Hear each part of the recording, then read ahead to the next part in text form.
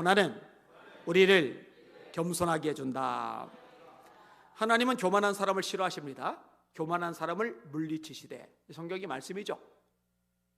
교만은 패망의 선봉이요 거만한 마음은 넘어짐의 앞잡이리라. 성경의 말씀이죠. 사울이 교만해졌다가 버림을 받았죠. 마귀가 교만 때문에 하나님께 내어쫓김을 당하였죠. 하나님이 정말 싫어하시는 게 교만입니다. 제가 자주 하는 말은 귀에 새기라고 그랬어요. 마음판에 아예 새겨 넣으라고 그랬어요.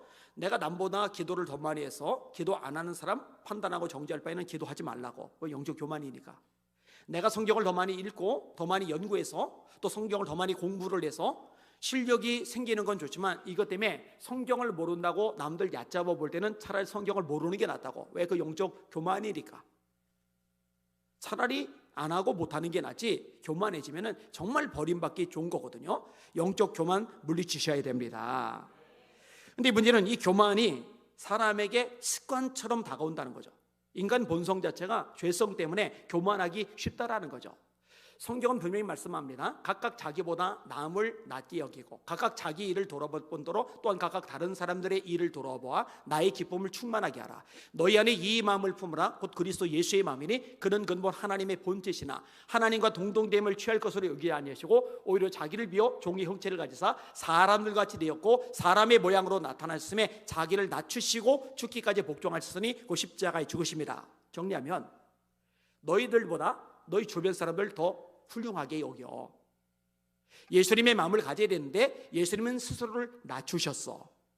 너희도 그렇게 되어야 돼. 그런데 거꾸로란 말이야. 웬 죄다 나만 못한 것들만 보인단 말이에요. 이게 영적 교만이고 하나님께서 싫어하실 삶의 태도임에도 불구하고 그게 왜 심각한 문제인지 인지조차 못하는 사람들이 많다는 거죠. 속아 넘어가면 안 돼요. 여러분, 뱀이 하와를 꼬드깁니다. 뭐라고 꼬드겨요? 너 선악과 먹으면 눈이 밝아져 하나님처럼 될 거야. 하나님처럼 되려는 교만 때문에 불순종하고 에덴에서 쫓겨나고 잉태하는 고통이 더해지고 죽음이 찾아오고 생명나무의 길이 막혀진 거잖아요. 교만 때문에 탈이 난 거예요. 여러분, 바벨탑에서 왜 하나님이 언어를 혼잡하게 하셨어요? 우리가 하나님의 이름을 걸자, 하나님을 높이자, 하나님을 예배하자 아니죠. 하나님은 제껴두고 우리의 이름을 걸고 지면에 흩어짐을 면하자, 교만이죠. 하나님 없는 인간만의 문명 세상, 그것을 꿈꾸는 거예요. 언어를 흩어놓으시니까 대화가 단절이 되면서 언어별로 흩어져 나가요. 그래서 바벨이 혼잡이란 뜻을 가지고 있거든요. 이 교만 때문이거든요.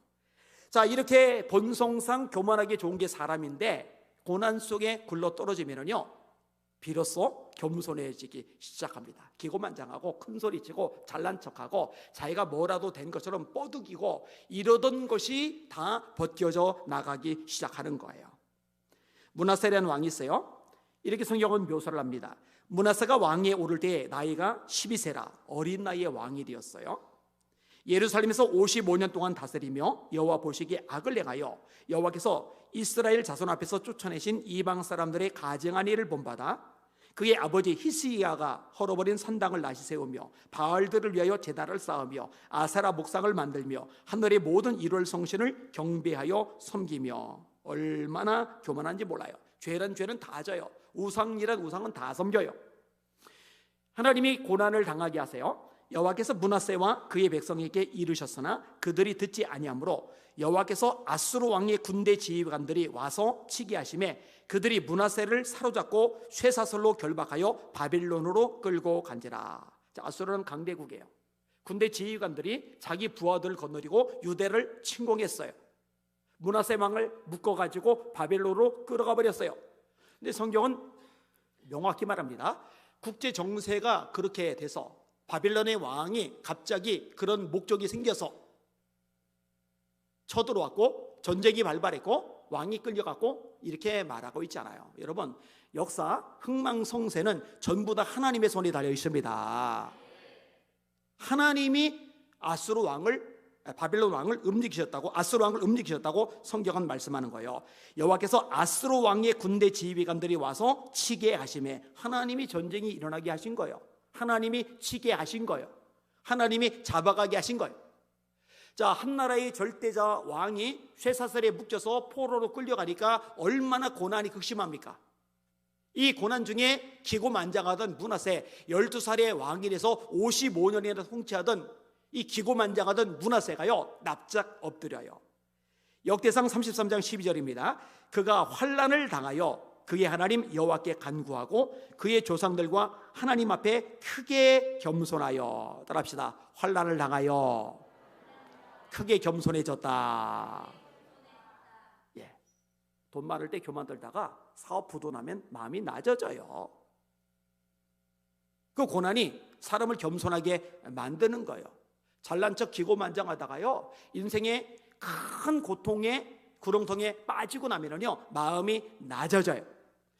우리가 잘 아는 열왕기하 5장의 나하말이라는 군대 장관, 아람의 국방장관이죠.